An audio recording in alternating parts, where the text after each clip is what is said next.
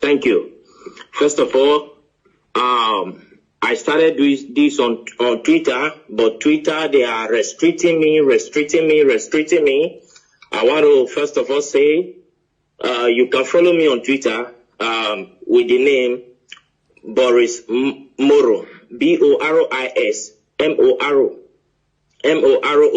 Hello. So the whole scenario is that President Muhammadu Buhari, he died on the 19th of February. On the 19th of February, please, those analysts, if you can take notes, take pen and your paper and note these things down. Note them down carefully.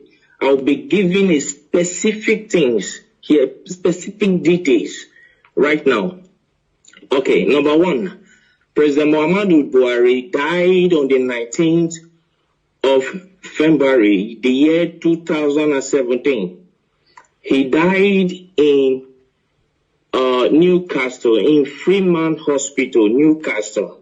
He died as a result of heart disease, which the Nigeria presidency failed to disclose.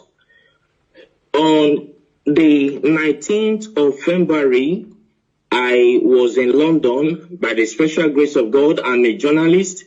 I work with one of the Nigeria broadcasting station and one of the leading Nigeria broadcasting stations. So I covered the event in London. He died in Freeman Hospital, Newcastle. I was there. I covered the event. Then, you know, Muslim, they don't embalm people. So on the 20th of February, he was flew into Saudi Arabia where he was buried. I was there live and I covered the event where Aisha Buhari put on white attire. I think you are with me. Go ahead. So where Aisha Buhari put on white attire and the children. Can you pause a bit? And let me remind Nigerians and the entire world that this event he said he covered. He have the video. I do. Go ahead. I have all the video. So the Nigeria Aisha was putting on white as a sign of mourning to her husband, who is the late President Muhammadu Buhari. Then the children, according to the Muslim tradition, were putting on black. I have the video, I have the photograph and everything. You understand? Then on the 23rd of February, I was in Ethiopia as a journalist. I moved around. So I was in Ethiopia where the African Union, the AU, hold a summit, a mini silence for late President Muhammadu Buhari on the 23rd of February, the year 2017. Hold on, please. I know that interrupting you is I know this kind of thing is very, very difficult, but please hold on. Now, you, after covering the event, you went to Ethiopia on the 23rd of April, on the 23rd of February yes. 2017. And yes. You were there at the African Union Summit or whatever. Yes. You covered it with your own camera as a journalist, and yes. You have the video. Exactly, I do. Go ahead. So I covered the events there where the African Union hold a minute silent for late President Muhammadu Buhari. So to show their last respect to the late President Muhammadu Buhari of the Nigeria government. Then on the 28th of February, which I think is the last day of February, then what was it called? Queen Elizabeth gave a condolence statement to the Nigeria government in respect of late President Muhammadu Buhari, and which went viral. Yes. So all of these, the Nigeria government led by late Abakari and with the Kaaba swept under the carpet for selfish and greed reasons. Then on the 2nd of March, Eric Joyce, the ex-British lawmaker, he issued a statement, that a condolence statement to Nigeria for the loss of her president. Are you with me, sir? Yes. Then they swept it under carpet, and the man got angry and came out to say that President Muhammadu Buhari is dead. If President Muhammadu Buhari if they think he is lying, that they should come out to challenge him. You understand what I'm saying now? Yes, yes, that they should come out to challenge him in the court of law, that he will come out with every evidence to prove that Muhammadu Buhari is dead. As I talk to you, since 2017, till this minute, nobody from the Nigerian government all across the nations of the earth came up to challenge Eric Joyce, the ex-British lawmaker.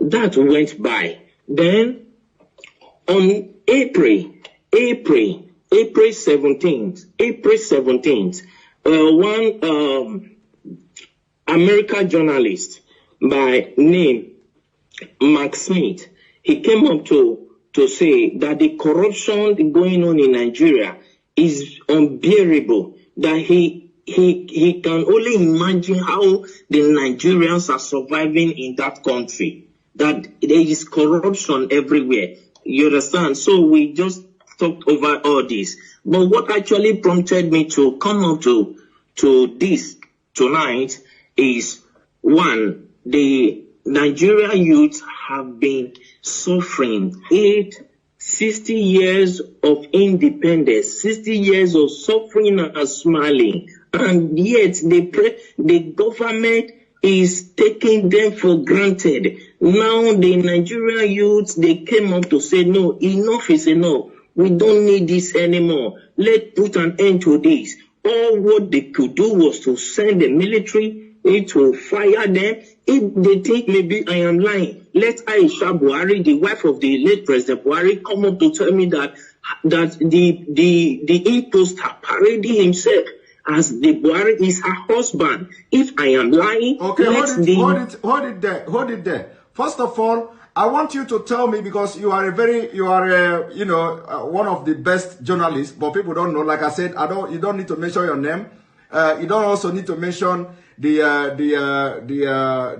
Nigeria TV station where you work and all that. So now during the time when this man died, I want you to tell me, what did you do? Like, did you contact anybody in Nigeria, like any prominent politicians, and who is the person and what did you discuss? And can you tell us why, what happened that the Nigerian media didn't carry out the news, including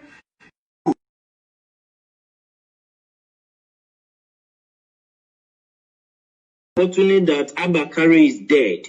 Abakari did not die of COVID-19. Coronavirus did not kill him. They masterminded his death.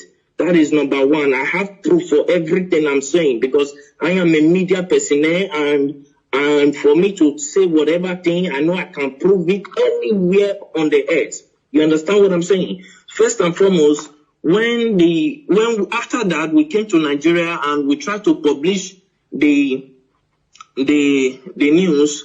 Let me state categorically, I don't want to mention the name of the broadcasting this thing I work with. Don't mention it.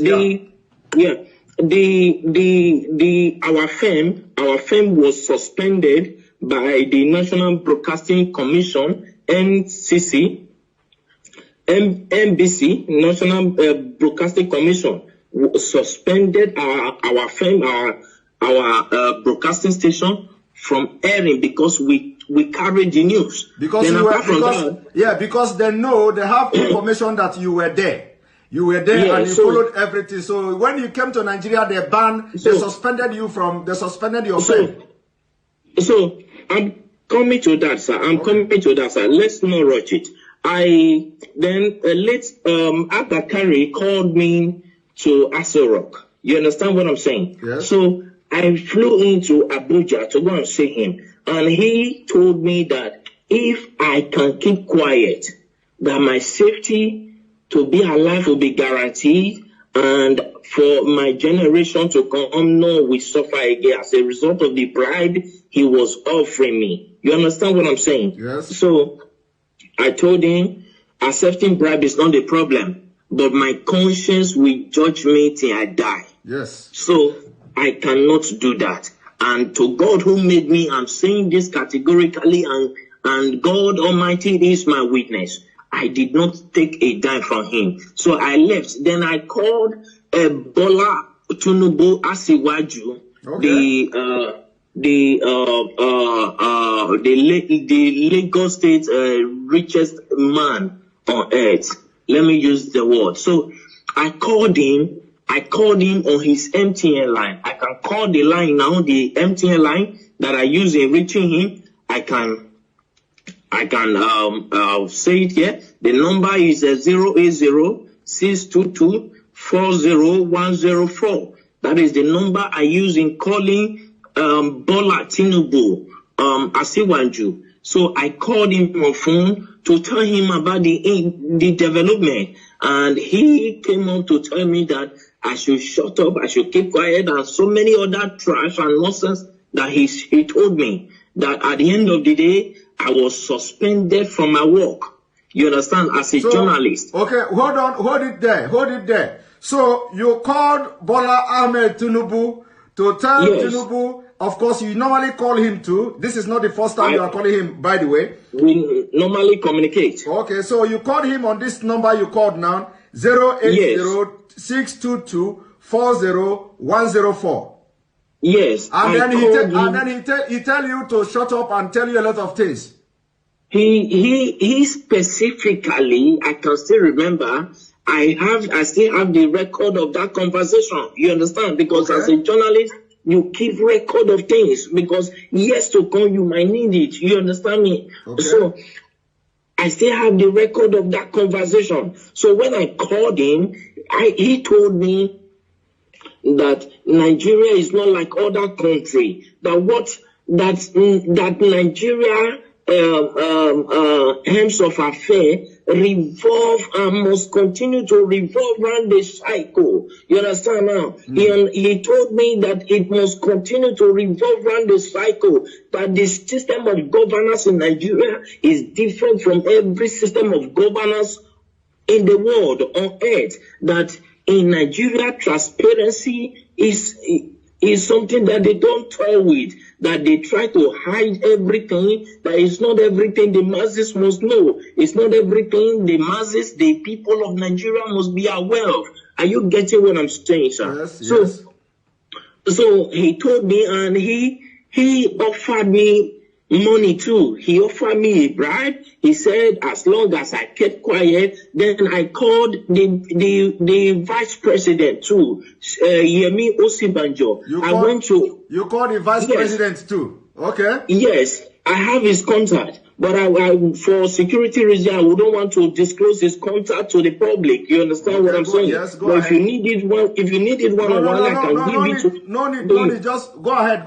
No need. So I called Professor Yemi Osibanjo. I called him. I went to his office to meet him in Aso Rock in Abuja. So when I got there, and I told him, sir, we understood, because I was the one that covered that news. I'm from so place. I introduced myself to him, and he welcomed me. He sat me down. I told him this according to the law that I know, because my father is in Nigeria. You understand me now? My father is in Nigeria. My mother is from the British. Is from England. So I told him that according to the laws that are known in Nigeria, when the president died, the vice president automatically will become the president. You understand? As a way of moving the country forward. He said that the Nigerian government is not run in that system. I said, no, when Goodluck Jonathan was there, that was what happened. When the president died, he was the vice president and he came up to be the president. You understand what I'm saying? And he said, please, for my safety, I should keep quiet and go my way. That the course of things will play out by itself in Nigeria. The reason I got to understand that. Can you pause a little bit, please? I know that this is very difficult, when I'm, pausing you all the time. So, is it that because of the way you have actively trying to air this news was the reason why you were suspended and sacked or something? I wasn't sacked, sir. I was suspended. Okay, you were suspended. Okay. So was it the reason? Was it the reason you were suspended? Yes. Okay. All right. Go because ahead. I told them that I will publish it. Then, as at that time, I was receiving so many threats. Like, seriously, people started threatening my life, threatening me here and there. Then I called, what's it called? El-Rufai, because El-Rufai was there when Buhari was being buried in Saudi Arabia. El-Rufai was there, the Sultan of Sokoto was there, Ganduje was there. As at that time, then about 10 or 11 persons, prominent people from Nigeria were there, including other people who came to the burial ground. But the people that were there, El-Rufai was there. The Sultan of Sokoto was there. You understand what I'm saying now? Yes. So when they were burying him in Saudi Arabia, and they started threatening me. As at that time, they threatened me. Because I told them I would publish the video. You understand what I'm saying? Yes. And I understand that many of them are hearing me right now. I understand that many of them will come up to say it's a lie, nothing like that happened. But if any of them can come up to challenge me that this and this and this I'm saying now never happened, I will be very glad, because I will pick it up from there. I will take it to the court, to the International Court of Law. Let Aisha Buhari come up to tell me that the man he's posting as a Buhari is the real Buhari. I will come up with every evidence, including the video of how he was wrapped with the Nigeria flag, with the green, white, green cloth. Okay. I will come up with the video of everything. Okay, let them come out and challenge me. Okay, hold it there. So actually, the video and all these pictures were taken away from you, but you have your own backup as a journalist. I always have backup. All right. I always have backup. Go ahead. Continue. My camera was seized as a journalist. It was seized at the airport in Lagos. Your camera was seized at the airport as you are coming back to Nigeria? Yes, in Lagos. Okay. Till today that I'm talking to you, I've never set my eyes on that camera.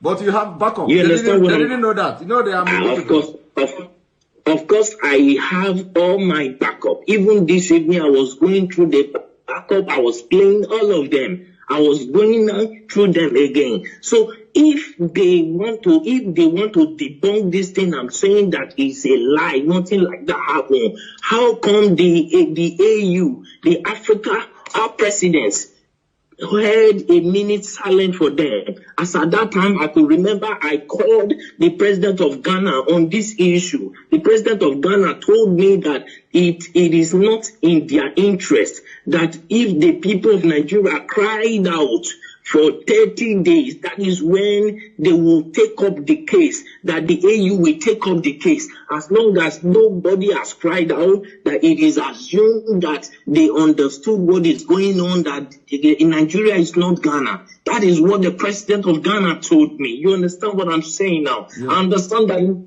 many of them are hearing me right now. Let any one of them come up to challenge me. I went to Ethiopia. I spoke with a prime minister, with one of the lawmakers there, and he told me that it is not in their interest. Then I accused him of being bribed. If not, he would have come up with an action, because he is the secretary of the AU, of the African Union. You understand me now? As at then.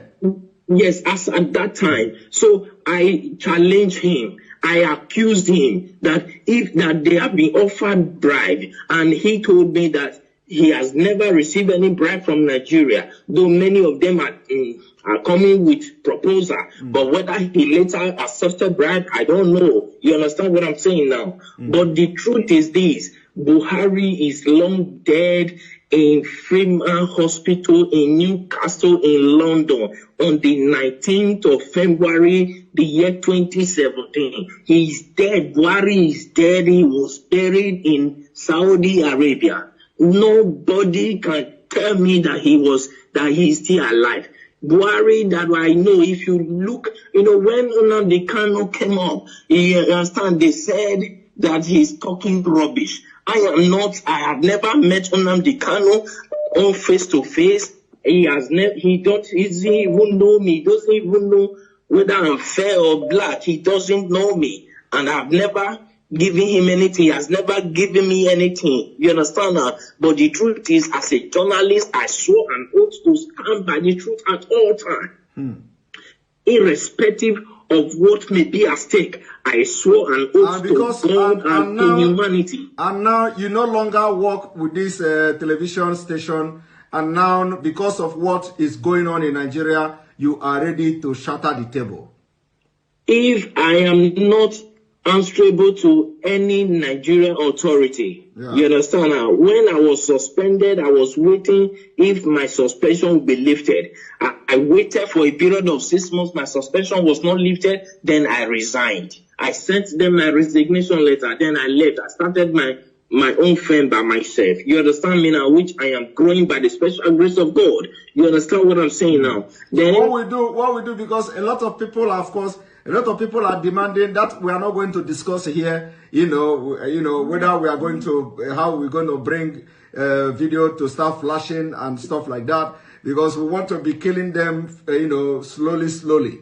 So we want to be killing them slowly. It is not going to be boom. So a lot of people are saying we should bring the video, We are not going to respond to that at this point, whether we are going to bring the video or not. But so long as they are following the program, following what we're doing, the videos and evidences will be dropping bit by bit. All right. Thank you very much. The issue is, thank you, sir. Please, I want to say something, sir. Okay, go ahead. Thank you very much. I appreciate you. I appreciate what you are doing, and I appreciate the good people of Nigeria who stood up to say, no, we cannot face this anymore. I appreciate all of you. But one thing we must understand is the spirit of unity has to be strong in the Nigeria youth. You understand what I'm saying? Because any protest that does not last for 30 days cannot draw the attention of the European Union and the African Union. You understand now? Yes. So if I'm saying this to the Nigeria youth so that they will understand what they are doing. You understand? Because right now, revolution is what is needed. That is why the Nigeria government are doing everything to block everywhere. That is why they paid people to go and shoot. Those are the people, those are the military that Buhari ordered the shooting, and the governor of Lagos State, Sanwo-Olu said that there was, at first I watched him, he said there was nothing like that. Then I called him on the phone. That was day before yesterday. You called someone on the phone. You called someone on the phone the day before yesterday. I have their number. I called him on the phone and I asked him, why are you saying this? It is obvious across the nations of the earth. Why are you saying this? People will come after you. The Nigerian youths that I know there are calm, but when you toy with their simplicity, they will come after you. You understand what I'm saying? Yes. Then I believe that was later when he came up to say that they thought nobody died, but he began to look for possible means to change his mouth. Then I called Bola Asiwaju. Then when I learned that he was in France, I flew into France to go and see him, but I was not allowed to see him in his France mansion. You understand? Then I called him on his phone. His phone was switched off and he couldn't attend to my call. Then I went to his LinkedIn page. Yeah, I went to his LinkedIn page to contact him. And when I contacted him, he told me that he was never the one that ordered the shooting, though he was aware of it. I was asking him, why did you order people to remove that camera? He said he was not the one, that it was the governor Sanwo-Olu that ordered them to remove it, that nobody can remove it except the governor signed it. So the governor of Lagos State, he was aware of what will happen. He was aware that soldiers were going there. He let any of them come up to say this is not true, and I will publish the voice notes, the voice recording through LinkedIn that I communicated with Asiwaju Bola Tinubu. You understand what I'm saying tonight? Yes. Thank you very much. You know, some people will be saying, "Oh, this thing is not adding up." You know, sometimes when you are in the field, the way this Nigeria politicians, the way this Nigeria story goes, you know, sometimes it will go up and go down. Some people may not be, you know, getting the point. Some people may not understand, you know, why would you go to France? Why would you do this? You know, but when a journalist who is like, you know, dealing with all these politicians in Nigeria, and you want to be the person to have the first-hand information of whatever that is happening, and especially when you are out of the game, especially from the Nigeria space, and now you want to be, you want to have first-hand information of what is going on. You know, sometimes when something like this happens, of course, you can fly to anywhere just to get the information and get the first-hand information, you know, to have it in your own space. But anyway, sure. I must thank you very much. This is the first time you are talking to anybody about this. Yes. This is the first time ever you are talking to anybody about this. We are going to continue our discussion. It is not going to be online. It is not going to be live.